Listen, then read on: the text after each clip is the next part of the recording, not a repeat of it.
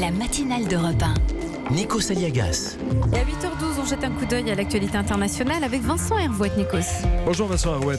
Les gilets jaunes fascinent à l'étranger et ceux qui n'aiment pas Emmanuel Macron en profitent pour régler leur compte. Oui, dans l'arène internationale, il faut jamais tomber, on est sûr de prendre des coups.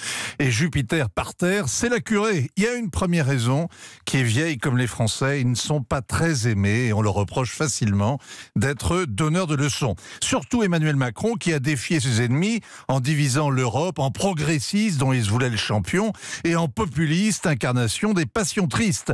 Le duel n'aura pas attendu les élections européennes.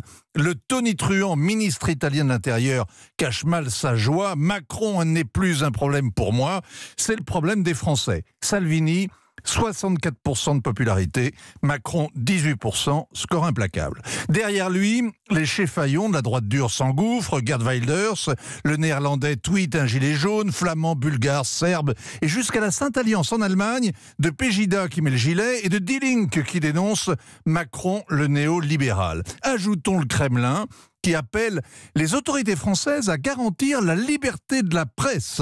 Poutine se moque de l'Élysée. Donald Trump aussi, mais ouvertement. Le 11 novembre, il était humilié à l'Arc de Triomphe. Emmanuel Macron dénonçait les nationalistes. Suivez mon regard.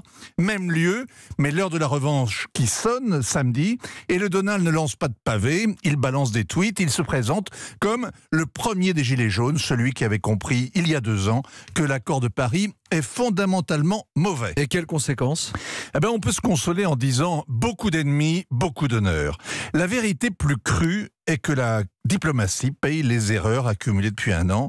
La faute de protocole qui humilie le président serbe, la petite plaisanterie qui insulte le président burkinabé, la désinvolture qui ignore la visite de Theresa May et du prince Édouard à Amiens, le calcul un peu lâche qui annule la visite promise à Tel Aviv, etc. Le président français est désormais fragile. Ses grands desseins de politique étrangère, notamment en Europe, sont en vrac, à ses pieds, comme les pavés des Champs-Élysées.